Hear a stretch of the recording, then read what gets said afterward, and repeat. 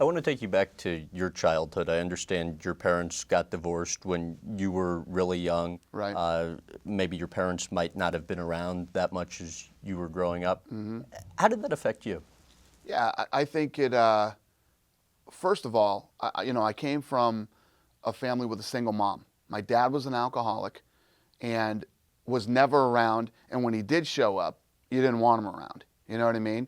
He was usually drunk. And one of my best memories, if that's what you want to call it, a best memory, was me and my sister would sit in the hallway and wait for my dad to come pick us up. My mom would say, because my mom worked a lot, she'd say, your dad's going to come pick you up today.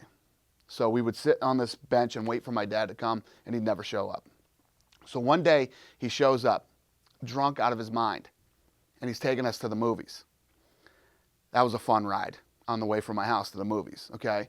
So we get to the movies, and the movie is, I'll never forget this either, Beverly Hills Cop, when that came out. Popular movie, huge. We walk into the theater 10 minutes late, right?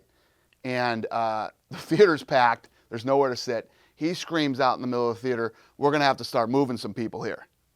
Okay? Yeah, that's real fun when you're 9 years old. We walk down to the very front row. You know, when you're sitting in the seat and you're looking at the movie theater like this, at the movie screen, and it's already 10 minutes into the movie, and he says to my sister, what do you want? You want popcorn, whatever? And then he hands me $20, tells me to go get it. The movie, Right. $20. So I go out and I get the stuff and come back. But that was a typical, outing with my father. And then my mother, she worked a lot, wasn't around. So me and my sister were home a lot alone. We had to clean the house and do all the stuff that you have to do when you're a kid. But one of the things I think about growing up alone is, there's a lot of stuff that you have to learn on your own. I was never really into, I never played any sports. You play sports because your dad teaches you or you whatever. So,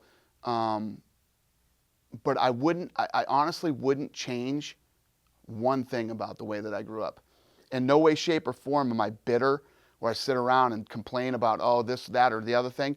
If I didn't grow up the way that I did, I wouldn't be who I am today. I 100% firmly believe that. And you got in trouble some growing up. I think you got kicked out of high school twice. Right. Once for accidentally nearly hitting a nun with your shoe. No. I didn't hit the nun with my shoe. What happened? That's actually a stupid story. Okay. Lorenzo thinks that's a great story. I'm not crazy about that story. What happened was, one day we went to this school where it was an old building, and all the doors were big metal doors. The air conditioning didn't work great, so when the weather got nice, they would leave the doors open. So one day I was walking to the bathroom. I was in another class, I was going to the bathroom, and the door was open. And I guess I'm a punk kid. I kicked the door shut. So I kicked the door shut, and this door flies shut, and it slams. And we still had nuns that were teaching back then. And this nun that taught that class, I guess, went crazy. So the rest of the day, the rest of that class, she didn't teach. She was just so freaked out about the door being kicked shut. So one of the kids that was in the class knew that I did it. And he said, you got to kick that door shut again every day. She doesn't teach class. She goes crazy and freaks out. So for every day, for a long time, I'm going to the bathroom, I'm booting this door shut every day. And back then we used to, you're too young for this, but we used to wear topsider shoes. Okay. Basically, they were these loose boat shoes. Right. I had topsiders on one day. Come on, I know what topsiders are. I didn't know. Come on. So I go to boot the door shut, and my topsider flies about 100 feet in the air. And I got to go. So I guess she came back into the classroom with my shoe and goes, I got him now. And she did. What am I going to do? The school was so strict that we went to, you couldn't just leave school or do anything. I had to go back to class. I'm going to the bathroom, and I've only got one shoe. So they got me. I got kicked out of school for that, if you can believe that. But before finding boxing, what were some of the jobs you had? Well, from the time that I was 17 till I turned 19, I actually had a lot of jobs. I was a bouncer at the Black Rose in Boston. I worked at the Boston Harbor Hotel. I worked at the Four Seasons as a bellman. I did paving the guys that go out and pave the road. EJ paving? EJ paving, the hardest job I've ever had in my life. That was the job that showed me what real work was, man. I was like, if this is real work, I don't ever want to do this.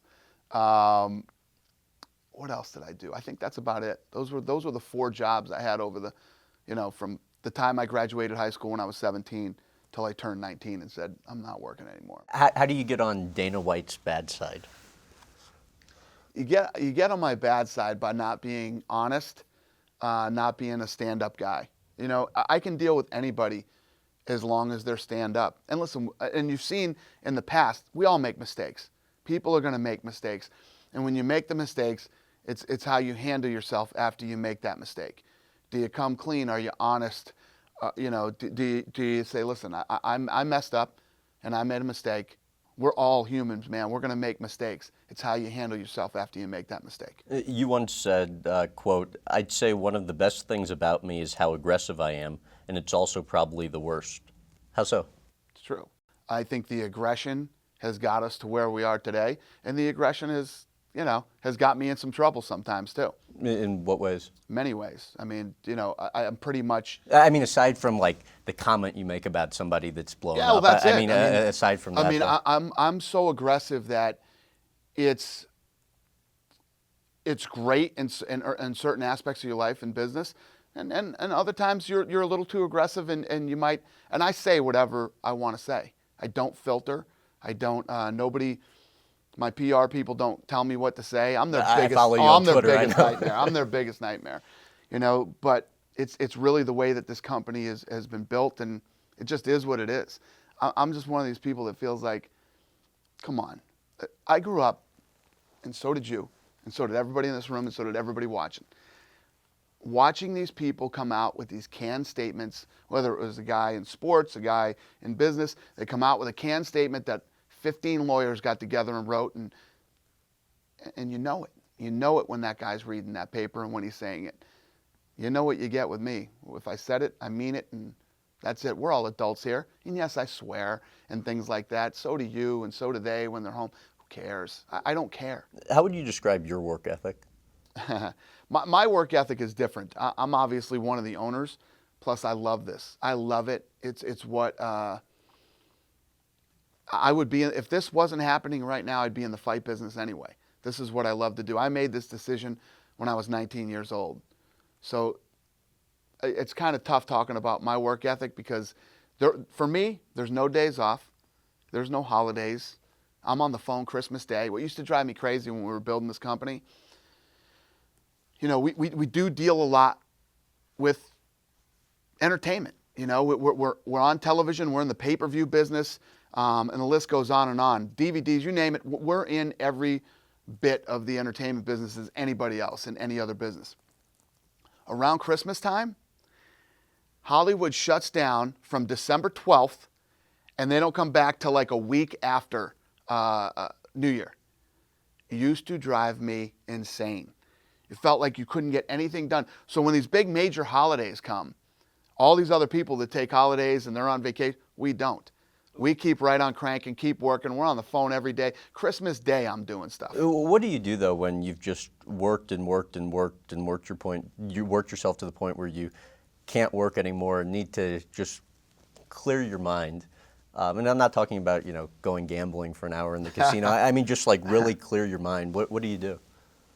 I don't know. I don't know if you ever really clear your mind because the reality is I have kids too. So the time that I don't spend working, where I'm not physically working, I'm with my kids, hanging out with my kids. I do 2 things. I work and I hang out with my kids. And anybody who has kids knows there's never any really downtime. When I devote so much time and energy to this, when I'm with my kids, I'm their slave. I do whatever they want me to do, whatever they tell me to do, wherever they want to go, I am their slave. I do whatever they want to do. So there's never any real, and when I am with the kids, I am on the phone too. The phone rings and there's stuff that needs to be dealt with. So there is no real downtime. Going on vacation, hanging out with them. My oldest son is a quarterback. He plays football now. I love watching him practice. I love watching him play. And anything that my kids are into, I like watching what they do. And so you wanted to be a boxer, but I think it was around 20 years old, or a fighter, and I think it was around 20 years old, you realized this just wasn't going to be your career path. So you end up teaching boxer-size classes in Boston to some of the locals up until the crew of notorious famed mobster Whitey Bulger pay you a visit. Tell me about how that was kind of a turning point for you. Well, the way that it worked was, what happened was, yes, I got involved with boxing, and there's a guy named Peter Welsh in Boston that I was partners with, a local fighter there. And what we did was we started this Get Kids Off the Street program. And basically, it was called the Muni, which was the municipal courthouse in Southie. And Peter and I did a deal with the city where we got the space underneath the courthouse, which was all this whole concrete area. We put a ring in there, there were bags and everything else. And what we used to do was we used to bring kids in off the streets, and Boston is very segregated, especially back then. You're talking, back in the late 80s. And we used to bring kids in from all the different areas to come in and box. And we wanted these kids to sort of get to meet each other and respect each other through boxing. Well, it's great, and it's a great thing to do for the kids, but you don't make much money doing it. It was it was a charity thing that we had done. So to pay the bills, we used to bring in businessmen, housewives, whoever it was, and train them to box. And it was basically, we were like personal trainers, but you did boxing. And then through that, we started going out into the health clubs and teaching in the health clubs, and our classes became huge all throughout Boston. And while we were doing this, Some people realized they were I was becoming actually huge. teaching in, can't remember what it was called, but it's in the Boston Athletic Club, which is in South Boston. And one day I'm actually in there teaching a class, and these guys literally walk right into the middle of the class. So, we need to talk to you. I'm like, I'm teaching a class. Well, we need to talk to you. I'm thinking, these guys own the club or something. So I leave the class, I go out and start talking to them, and they start asking me if I know who they are. And I don't. So, and it's not Whitey, but it was Kevin. I'm sure you've heard of Kevin Weeks. It was Kevin Weeks.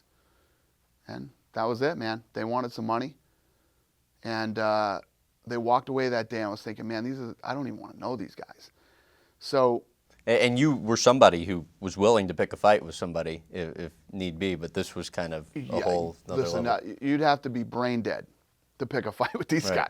guys. Back in those days when I lived in Southie, I mean, the whole Whitey Bulger thing was huge. But it was like, I lived in Southie, and there were a lot of people, I'm sure, that dealt with Whitey and all that kind of stuff. I wasn't one of those people. I lived there. I never saw any of that stuff. You heard about stuff, but I had never seen any of that. This was the first time that any of this had ever been anywhere close to me. What do you do? I ignored them. I didn't do anything. I wasn't going out of my way to try to bump into them again or to do anything else. And then one day I was sitting in my apartment, and I got a phone call, and they basically told me, we want the money. And I said, I don't have the money. It was $2,500, which was like $25,000 to me in those days. You know what I mean? Right. And they said, well, get it from your girlfriend. She doesn't have it. Well, get it from somebody. I'm like, yeah, well, you got till tomorrow. You got till tomorrow, which was a Sunday. The next day was going to be a Sunday. You got till tomorrow at 1 o'clock to give us the money. What did you think was going to happen? No, it's nothing good. Nothing good was going to happen at 1 o'clock. So I literally that day, I bought a plane ticket and came back to Vegas. I want to take you to the UFC back in '93 when it first came on the scene. There was, groin punching, hair pulling, headbutting. All of that was allowed. Senator John McCain, famously called the sport barbaric, like human cockfighting. How fair do you think the criticism was then? I think it was very fair. We didn't disagree with McCain or any of the other people. The problem was with the old UFC was McCain came out and said, you can't put on these unregulated fights with no athletic commission or, making sure that the fighters are taking care of the doctors, you're going through the proper medical testing. Fighting, boxing or mixed martial arts these combat sports are the most regulated sport in America. Basically, everything we do is overseen by the government. And he was telling the old owner, you can't do this. And the old owner said, well, I'll just go to places where you can't get me, which is nowhere. I mean, if you think about the last person on earth you want to butt heads with, it's the government. You do not want to butt heads with the government. So, and the reality was, as we got involved in this sport and started to learn more about it, like you said, when I started to work with Tito and Chuck, as we started to learn about the sport, we were blown away by it, by what great athletes these guys were. Most of these guys graduated from college. You know, all these myths about this sport were just that. They were myths. None of it was true. It was basically old marketing by the old owners just to make it sound crazy. Because, and to not smash this guy and make it sound like, how did this guy blow this? In a million years, these guys never thought they were creating a sport. The first UFC was put on by this guy. He was a television guy.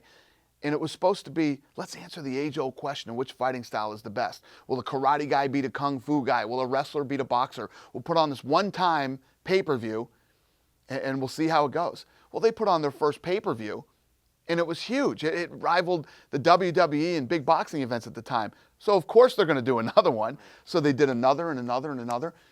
People only want to see kind of a freak show for so long, though. Well, the answer, the marketing for this thing was, you know, 2 men enter the cage, 1 man leaves, and you know, the most brutal, bloody, violent sport in the world. And the reality is, even back in the crazy days, right? It's been almost 18 years now. There has never been a death or serious injury in the UFC. Mm-hmm. But if you went out on the street and started talking to, you know, everyday regular people that have never seen the UFC, they'd be like, that's that crazy stuff where people die and, you know, but it's not the truth. That was just the hype. And the answer to that age-old question is, no one fighting style is the best. You have to have a little piece of everything to be a complete fighter. And what's amazing about the UFC and the first UFC is that since 1993, martial arts has evolved more than it has in the last 10,000 years. And it's continuing to evolve because of the UFC. So while, you know, the gentleman who owned this before we did, if he had not done that and done it the way that he did it, we wouldn't be here today, and this new martial art wouldn't have been invented. What was the state of the sport when you were, or the state of the UFC when you were interested in purchasing it? It was going out of business. It was basically going out of business. This guy, you know, I don't know if he had the money or didn't, but was not willing to fund it anymore. Mm-hmm. It was at the end of his rope. It was going out of business. So you and the Fertitta brothers, you know, heirs to the Station Casino $1 billion fortune, and your former classmates, I guess, were fans of the UFC even before you bought it, would occasionally travel around the country just to sit as spectators at the events, and always thought that you guys could do this better. So when you learned that the UFC was indeed up for sale, what did you do? Well, what happened was, originally Lorenzo and I were going to get involved in boxing. And I was out with his brother Frank one night at the Hard Rock. And Lorenzo being the CEO now of UFC. And we saw John Lewis, who used to fight in the UFC. And Frank said, I've always wanted to learn ground fighting, because we all used to box. So I said, yeah, me too. So we went over, I knew him, we started talking to him, and we set up a lesson for Monday. We told Lorenzo came too. And we started taking jiu-jitsu, and we were blown away by it. Blown away. We fell in love with it. We started training 3-4 days a week. We'd all try to learn more than the other one so we could submit them next time we wrestled. And through that, we started to meet some of the fighters. And then we were blown away by the fighters. These guys were smart. They were incredible athletes. And then we went to our first UFC event, and we sat in the crowd and started to go, man, imagine if they did this and imagine if they did that. This thing could be big. And then I started managing Tito and Chuck. I met those guys, started managing them, and I got into this huge contract battle over Tito's contract with the old owner. And through that, it lasted almost a year. And through that, I found out that the UFC was in trouble. And like I said, Lorenzo and I were going to get involved in boxing. They were down in Miami. I called them and said, I think this thing's in trouble. I think we could buy the UFC. And a month later, we owned the company. How was the deal structured between the three of you? We originally, the deal was I owned 10%, They own the rest. I was the president, came in and took this thing over and started to run it. Then, throughout the years here, the Abu Dhabi now is a partner. These guys are 10% partners too. So it's me, Abu Dhabi, and Frank and Lorenzo. Just out of curiosity, I mean, I know Lorenzo had said initially they just kind of bought it as a hobby with no real, plan set out for what they wanted to do with it. Obviously, it's become wildly successful, and you very well may have expected this, but it seems unlikely anybody could have expected it to become this successful this soon. So what happens if they want to, sell their 80%, and the dynamic of the relationship then changes? Yeah, it's, first of all, they bought it as a hobby, but More to it than that? it was a business. Okay. Absolutely. Because we bought it for $2 million. They invested another 44 into it. That's one hell of a hobby. You know what I mean? And the way that I look at 44 million is you had like 80 something million before you got taxed and ended up with your 44 million. So it was a big investment. It was more than a hobby. It was definitely a hobby, but it was a business that they 100% believed in. The crazy thing about this is when you start looking at the money side of this thing and you say, what if the Fertittas wanted to sell this? Understand it's a business. And in business, everything is always for sale, But right now, and this might be arrogant, but it's truly what we believe, that we're the only guys that can do this. We're the only guys that can take this thing to where it needs to be. We're definitely the guys that love it, are passionate about it, and have the roadmap for where this thing's going to go. So I can't say that they wouldn't do that.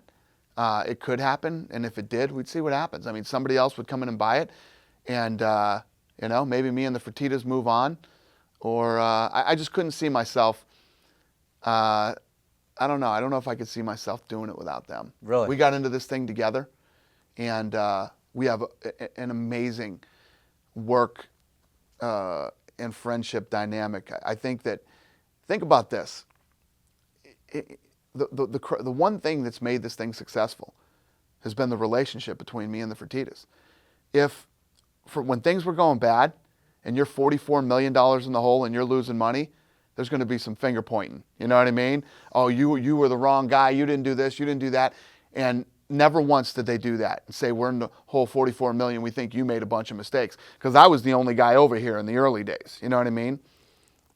Then when everything starts taking off and it becomes incredibly successful and you're doing interviews and that's when everybody starts going, hey, this is mine. Hey, I'm the guy. Hey, I made this happen.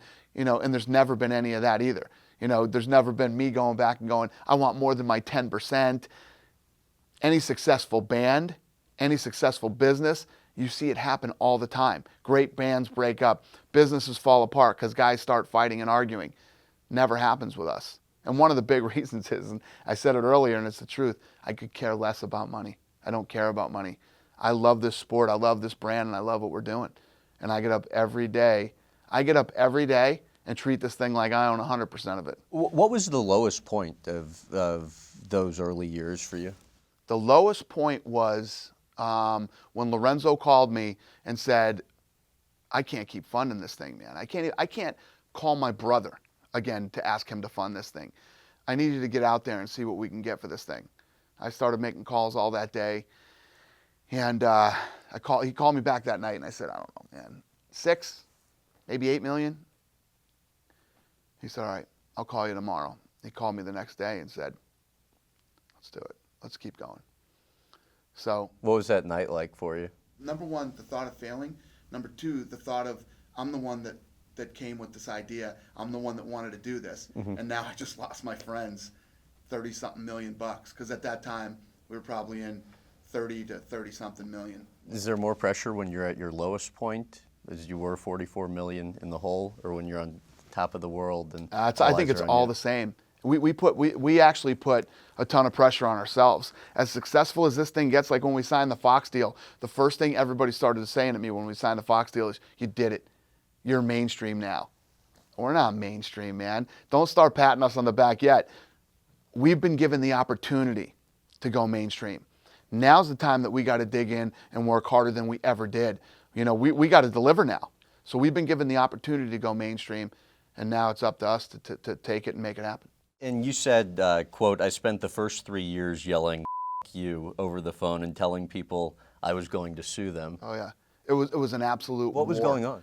The first 3 years of this company was just an every day when I came in here, it was war. And that's literally what I did. I'd stand yell on the phone, F you, F you. You know, people think I swear a lot now. You should have heard me the first 3 years of this company. The bottom line is what had happened was the old owner, you know what we bought for $2 million? What? The 3 letters UFC and an old wooden octagon. He had stripped this whole thing down. He had stripped it down to keep it alive. He had sold everything off. The DVD rights, all the old library, the video game rights, the merchandise rights. If there was anything worth a penny connected with those 3 letters UFC, he sold it. And as you build a company like this, you build a sports franchise, you build a brand, there's certain things that you need to protect. We didn't even own UFC.com. UFC.com used to be user-friendly computers. Now, the guy that owned that company, he's out there somewhere. He and I used to battle for years. Oh, for years.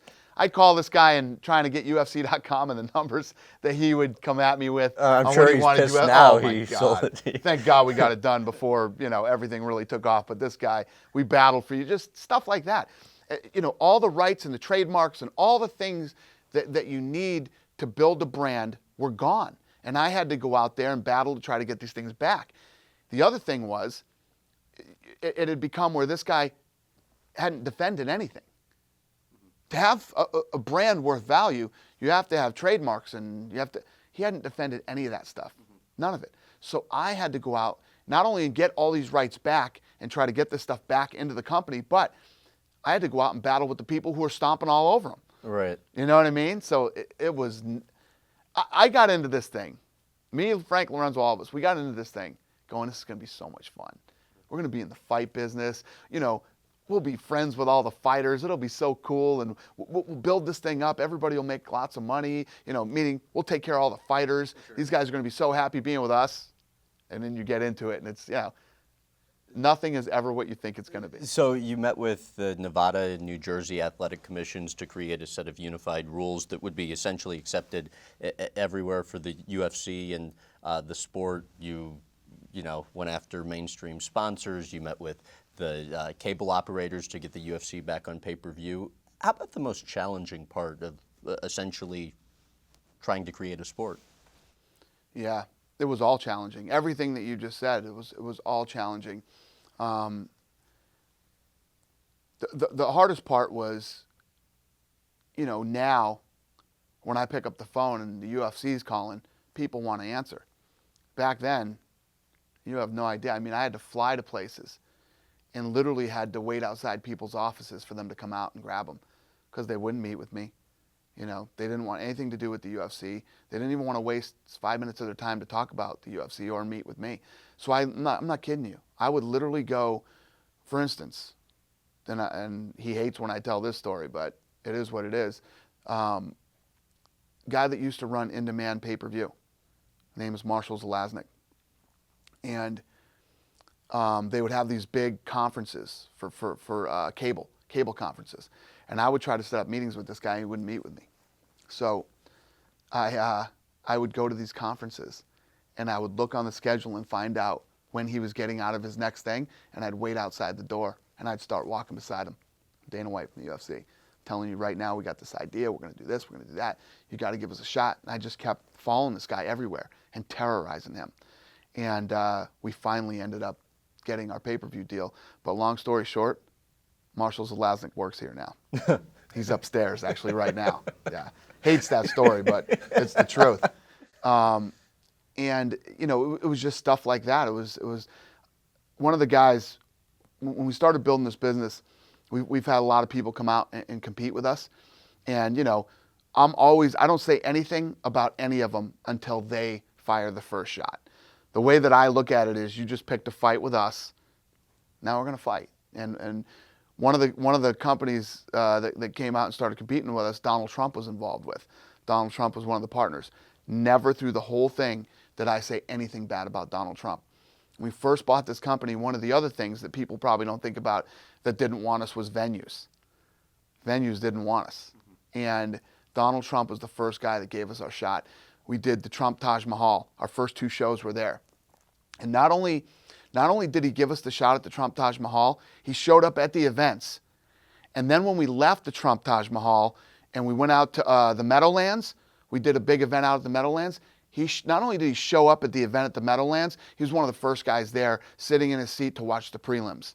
Wow. Yeah. So Donald Trump, again, say what you want about him. The guy saw this thing coming, was into it, and gave us our first shot, and you'll never hear me say anything bad about Trump. In terms of safety, how would you compare the UFC to boxing in the NFL? In terms of safety, how would I compare the UFC to badminton or cheerleading? In the 18-year history, even back in the crazy days when you were talking about groin shots and headbutting and everything else, there's never been a death or serious injury in the UFC. I don't know what other sports can say that. Mm-hmm. You know how many girls get busted up and hurt badly in cheerleading every year? There aren't many sports, and I'm not going to go out and bash the NFL and all these other sports. I like the NFL. They built an amazing business, but if you line the UFC up against other contact sports, you would be. My son plays football. Okay, now my son did not get this from me. I'm not a sports guy. I'm a fight guy. Okay, I don't care about any other sports. Right. NFL is fun to watch on TV. I bet on some games and I watch stuff. I'm not a sports guy. My son likes football. I would prefer he train in fighting and do that than play football. Really? Oh, hell yes. You know how many guys I went to school with that played football, blown their knees out, shoulders, had to have all these shoulders, everything else? You know how many guys I know that fight and are 40 now and still in great shape and everything else? I don't know. Unless, the thing is for me with football I guess if you're going to make it to the pros, if there's a guarantee that you're going to make it to the pros, then yeah. But the thing about fighting is I believe that every man should teach his son how to fight. Every man should teach his son how to fight. And even, he's not going to become a professional fighter, I don't think, but he'll know how to fight for the rest of his life. It's with you forever. Football isn't with you for the rest of your life. So you end up in 2005 doing a reality show with Spike TV, The Ultimate Fighter. It's while I'm sure Spike didn't expect it at the time, as they made you guys foot the $10 million first season production bill, ends up becoming hugely successful. And then off the popularity of that season, 2006, you end up setting pay-per-view records, I think nearly $223 million in revenue. What was the moment for you when you realized you made it? That first season of The Ultimate Fighter was a nightmare. First of all, you're right. They didn't believe in it. They let us buy our way onto Spike TV. We do, $10 million. And the first season starts airing and just starts climbing, pulling numbers. By episode 5, when the big blowout with Chris Lieben and Koscheck happens, we do 2.1 million viewers. The president of the network gets fired.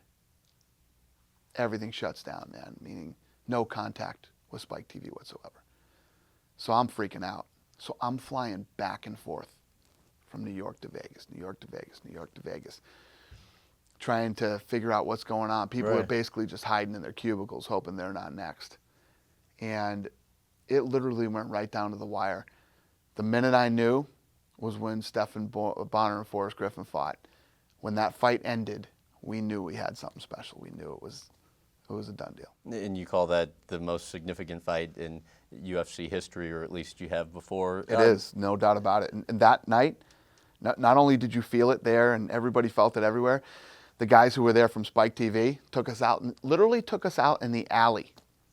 We were in an alley out by the Cox Pavilion cutting the deal for season 2 of The Ultimate Fighter. Pre-UFC, as it is today, right? What sorts of money-making opportunities were there for these MMA fighters? Yeah, I mean, fighting in these small events, that's the thing about, I think it's one of the things that makes this sport so great, is all these guys were fighting, the Chuck Liddells and the Tito Ortizes and the list goes on and on, the Randy Coutures and all the guys, the Matt Hugheses, all the guys that are legends now in this sport, and many others, were fighting in this sport because they loved it.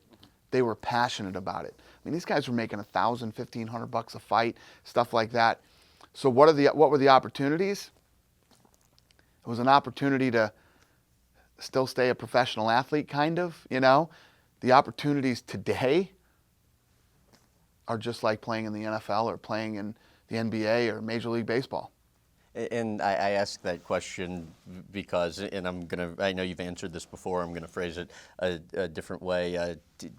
Tito Ortiz, somebody you've obviously managed before, starting a few years back, became very vocal about his desire to make more money after learning he made like $1.5 million, or after learning the UFC made $42 million off a fight he made $1.5 million for. And I think you've said you feel that's fair because essentially the UFC is the entity that assumes all the risk. But I guess Tito's out of his mind. Those numbers aren't right. Okay. We didn't make $42.5 Okay. million and he made $1 million. Okay. That's not true. If you take revenue, Mm-hmm. if you take revenue, and I'm not even sure that the revenue was $42 million on the fight that he's talking about. You have to understand you're dealing with Tito Ortiz here, okay? Mm-hmm. Let's say there was $42 million in revenue. Cut that in more than half, because you're partners with the cable companies. Sure. And then we put on all the production ourselves. HBO doesn't come in and do our production. Fox doesn't come in and do our production. We do all the production ourselves. And the list goes on and on and on of all the costs that are involved in putting on a show. And the number, I guarantee you, was far from $42 million. Do you think there's a point where, you talk about your competition being the NFL, the Major League Baseballs, the NBAs, NASCARs of the world, where the top salaries of your top stars are in line with those in the other sports? If I told you what the top salaries were with our stars, you'd be blown away. You'd be blown away. Here's the difference in the way that and I'll tell you why. We negotiate a contract with a guy. Takes weeks. You negotiate the contract, sometimes months, whatever it is. And you end up with a deal. Okay? Now, if you're the champion or a big star, usually your deal is to be cut into the pay-per-view. You're a partner with us on the pay-per-view. What we've done is we've come in and revolutionized the fight industry. Boxing is dying for many, many reasons. Okay? Many reasons.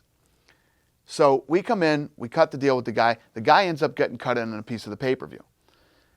There's other times where every time we put on a pay-per-view, we're rolling the dice, man. We don't know what's going to happen. Right, we don't sure. know how many pay-per-views we're going to sell. When we hit a home run, they hit a home run too. We bonus these guys big checks. Plus there's bonuses built into the fights for best fight of the night, knockout of the night, KO of the night. Trust me when I tell you, these guys are making a lot of money. And we are on par with all the other sports leagues out there. The most amazing part is we've only been here for 10 years. Every other league out there has been for 50 or more. So in just 10 years, but the difference is we run this thing like a business. This isn't a fragmented, torn up mess like boxing is. And that's another reason that this thing has become as big as it has, as fast as it has. Really a pleasure. Same here.